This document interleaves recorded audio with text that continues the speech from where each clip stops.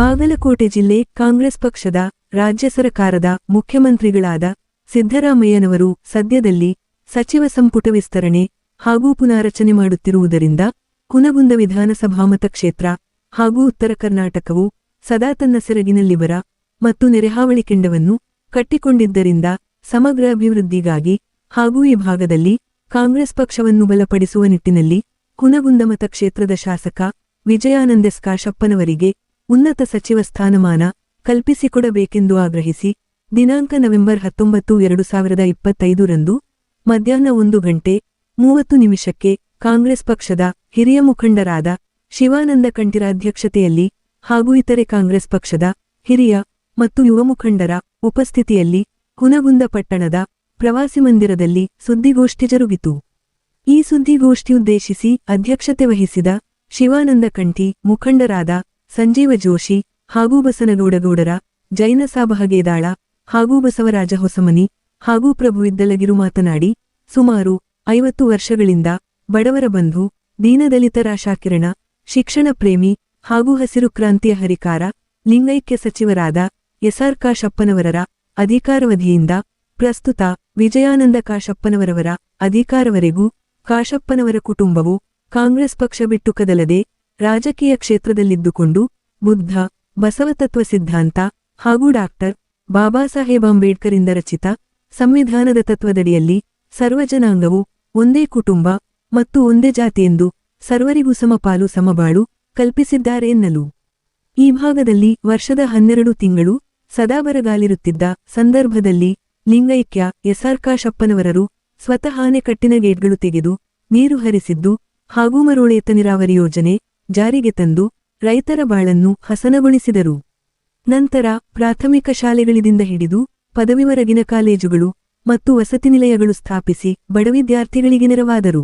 ಇಂತಹ ಧೀಮಂತ ನಾಯಕರ ಕುಟುಂಬದಲ್ಲಿ ಎಸ್.ಆರ್. ಕಾಶಪ್ಪನವರರ ಧರ್ಮಪತ್ನಿ ಶ್ರೀಮತಿ ಗೌರಮ್ಮ ಕಾಶಪ್ಪನವರರು ಶಾಸಕರಾಗಿ ಹಾಗೂ ಯುವ ಸೊಸೆ ಮತ್ತು ಹಾಲಿ ಶಾಸಕ ಕಾಶಪ್ಪನವರರ ಧರ್ಮಪತ್ನಿ ಶ್ರೀಮತಿ ವೀಣಾ ಕಾಶಪ್ಪನವರರು ಜಿಲ್ಲಾ ಪಂಚಾಯತ್ ಅಧ್ಯಕ್ಷರಾಗಿ ಮತ್ತು ಲೋಕಸಭೆ ಚುನಾವಣೆಯಲ್ಲಿ ಸ್ಪರ್ಧಿಸಿ ಇಂದಿಗೂ ಪಕ್ಷದ ಸಂಘಟನೆಗೆ ತಮ್ಮನ್ನು ತಾವು ತೊಡಗಿಸಿಕೊಂಡಿದ್ದನ್ನು ಪ್ರಸ್ತಾಪಿಸಿದರು.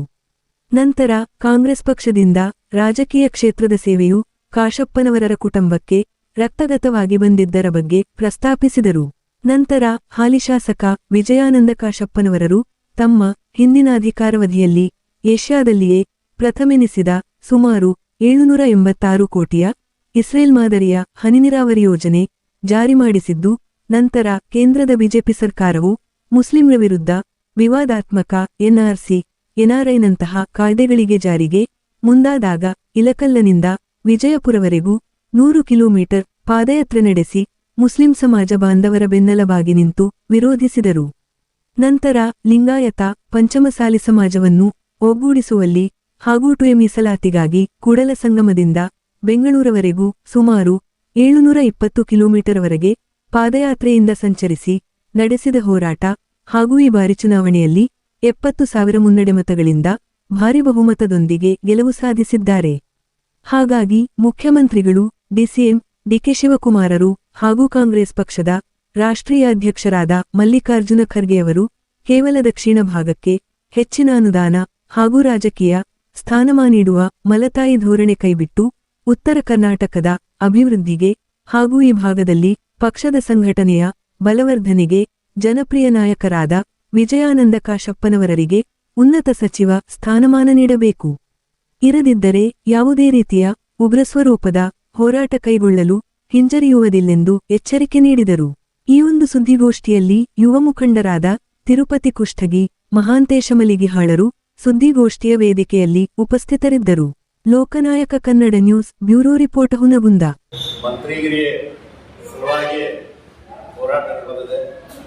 ಯಾಕಂದ್ರೆ ನಾವು ವಿಜಯಾನಂದ ಕಾಶಪ್ಪನವ್ರ ಸಲುವಾಗಿ ಯಾಕೆ ಹೇಳಾಕತ್ತೀವಿ ಅಂದ್ರೆ 50 ವರ್ಷದಿಂದ ಅವ್ರ ಮನೆತನ ಕಾಂಗ್ರೆಸ್ ಪಕ್ಷದಿಂದ ಸಾರ್ವಜನಿಕರ ಸರ್ವ ಜಾತಿ ಜನಾಂಗದವ್ರನ್ನ ಕಟ್ಕೊಂಡು ಈ ಪಕ್ಷ ಅವರು ಎಸ್.ಆರ್. ಕಾಶಪ್ಪನವರು 13 ಬೇರೆ ಶಾಸಕರಾಗಿ, ಮಿನಿಸ್ಟರ್ ಆಗಿ ಮತ್ತು ಈ ಒಂದು ಉತ್ತರ ಕರ್ನಾಟಕಕ್ಕೆ ತಾವು ಹೆಸರುವಾಸಿಯಾಗಿ ಸಾಕಷ್ಟು ಕೆಲಸಗಳನ್ನು ಮಾಡಿ ಆ ಒಂದು ಉದ್ದೇಶದಿಂದ ಮತ್ತು ನೆಕ್ಸ್ಟ್ ಅವರು ತೀರ್ಕೊಂಡ ನಂತರ ಗೌರಮ್ಮ ಕಾಶ್ಯಪ್ನವರು ಸಹ ಶಾಸಕರಾಗಿ ಅವರು ಸಾಕಷ್ಟು ಎಲ್ಲ ಸರ್ವ ಜನಾಂಗದವರ ಕೆಲಸವನ್ನು ಮಾಡ್ಕೊಂತ ಬಂದಿದ್ದಾರೆ.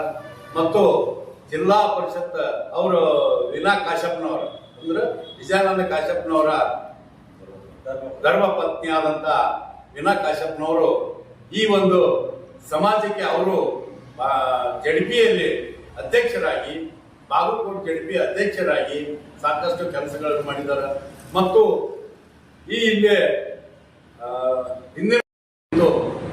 ಅಖಂಡ ಉತ್ತರ ಕರ್ನಾಟಕದಲ್ಲಿ ಬಾಗಲಕೋಟೆ ಜಿಲ್ಲಾ ಅಖಂಡ ಎಲ್ಲಾ ಕಾರ್ಯಕರ್ತರ ಕೆಲಸ ಇವತ್ತಿಗೂ ಮಾಡ್ತಾ ಇದ್ದಾರೆ ಅವರು.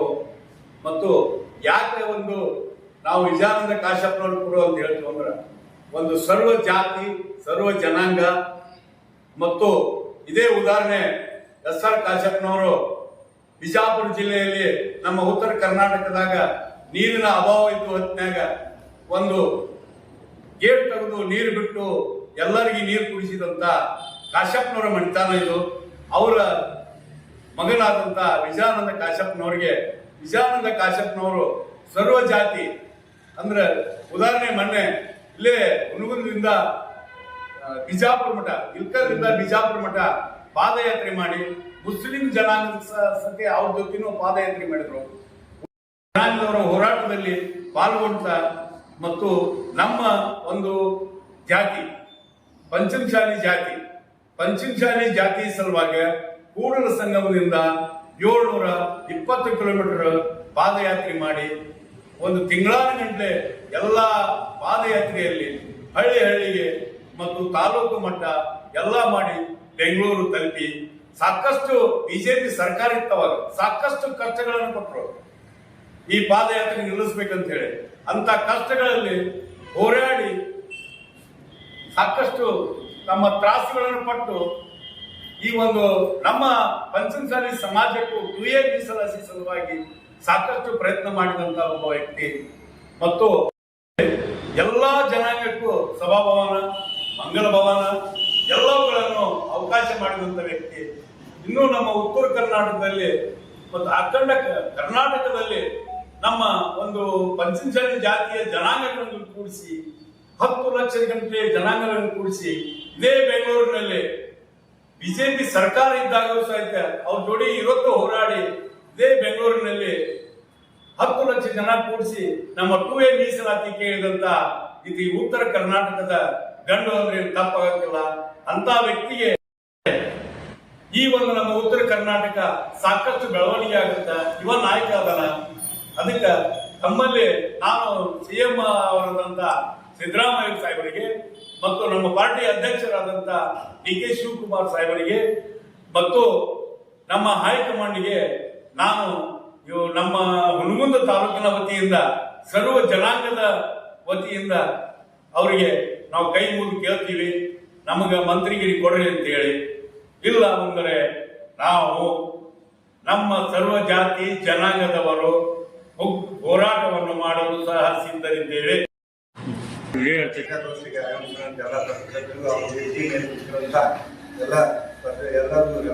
ನನ್ನ ನಮಸ್ಕಾರಗಳು. ಯಾಕೆ ವಿಜಯಾನಂದ ಕಾಶ್ಯಪ್ನವರನ್ನು ಮಂತ್ರಿ ಮಾಡಬೇಕಂತ ಹೇಳಿ ಮಾನ್ಯ AICC ಅಧ್ಯಕ್ಷರಾದಂಥ ಮಲ್ಲಿಕಾರ್ಜುನ ಖರ್ಗೆ ಸಾಹೇಬರಲ್ಲಿಯೂ ಮತ್ತು KPCC ಅಧ್ಯಕ್ಷರಾದಂಥ DK ಶಿವಕುಮಾರ್ ಸಾಹೇಬರಲ್ಲಿಯೂ ಮತ್ತು ಸಿದ್ದರಾಮಯ್ಯ ಸಾಹೇಬರಲ್ಲಿಯೂ ಕೂಡ ಮಂತ್ರಿ ಮಾಡಬೇಕು ಅನ್ನೋದು ಒಂದು ಬಹಳ ಮುಖ್ಯ.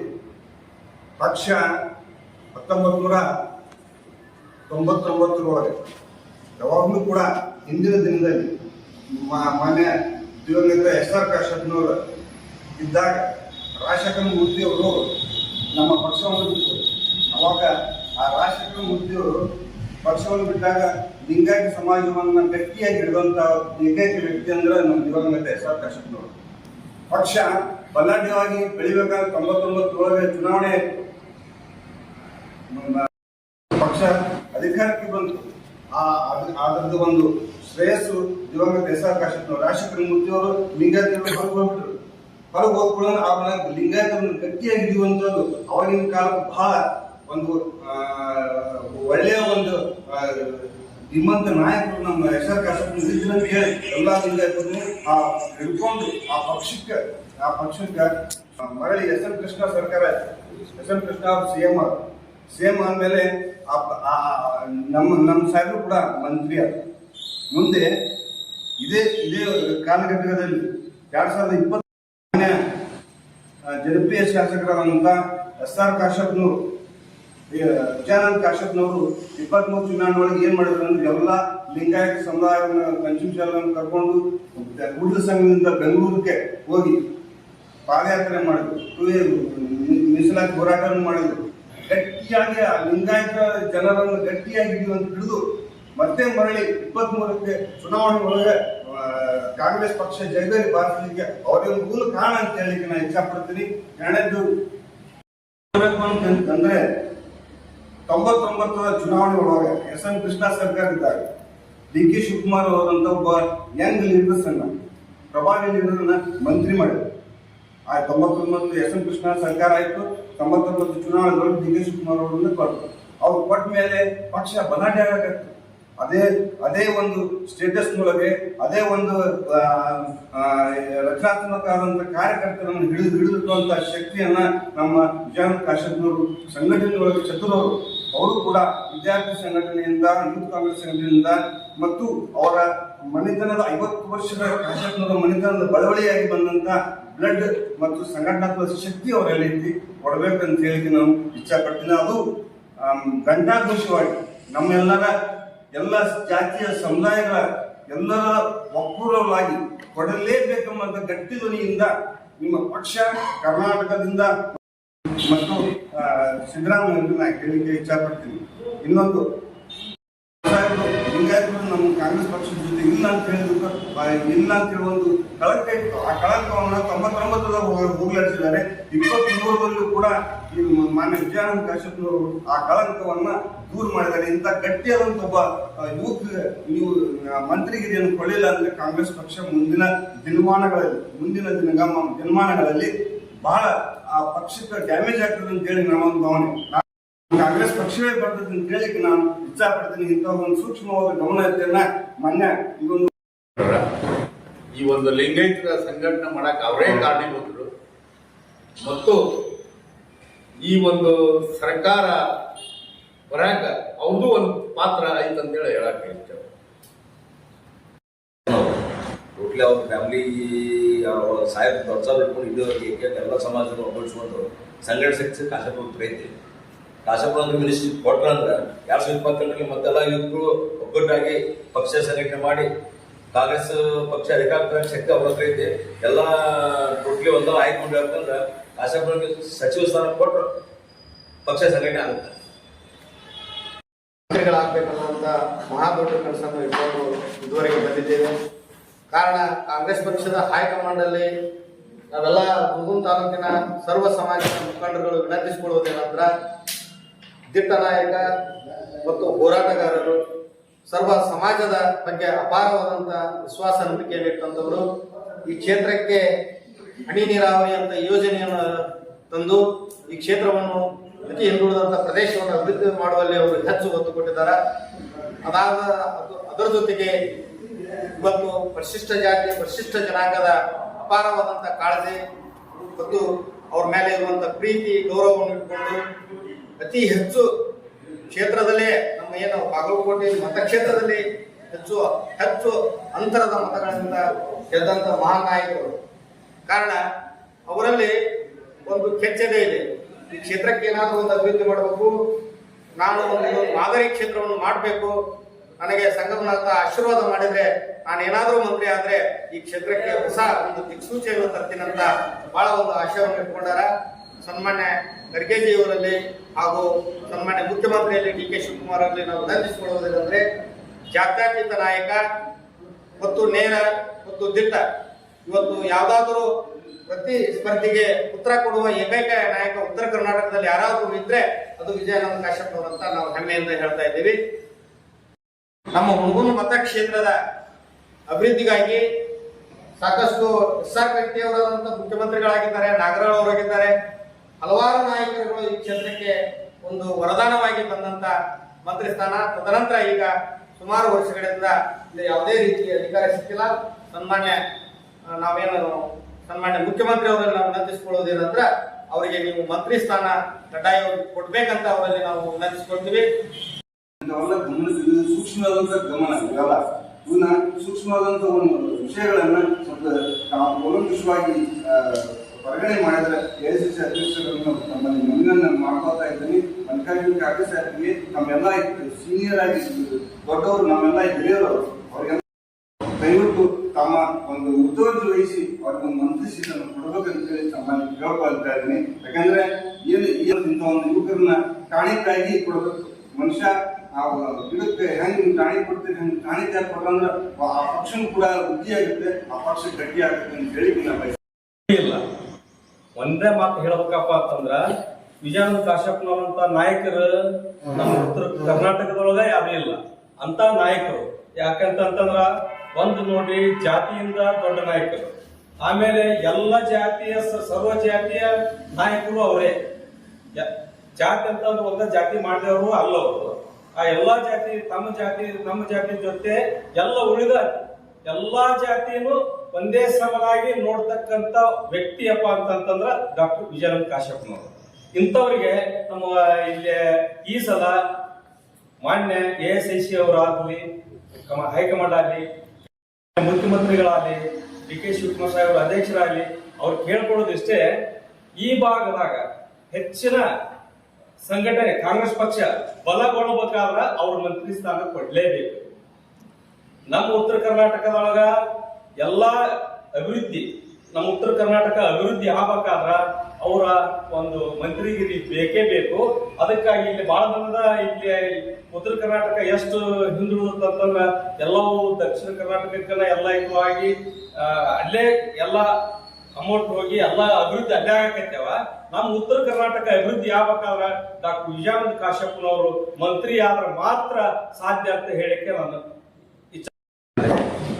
ಡಾಕ್ಟರ್ ವಿಜಯಾನಂದ ಕಾಶ್ಯಪ್ನವರಿಗೆ ಮಂತ್ರಿ ಸ್ಥಾನವನ್ನು ಕೊಡಬೇಕೆಂದು ಸರ್ವ ಹೈಕಮಾಂಡ್ರಿಗೆ ವಿನಂತಿ ಪೂರ್ವಕ ಹೇಳುವುದು ನಡೀತದ. ಅದ್ರ ಸೆಂಟೆನ್ಸ್ ಮೇಲೆ ಹಾಕಿ ವಾಟ್ಸ್ ಪೇಪರ್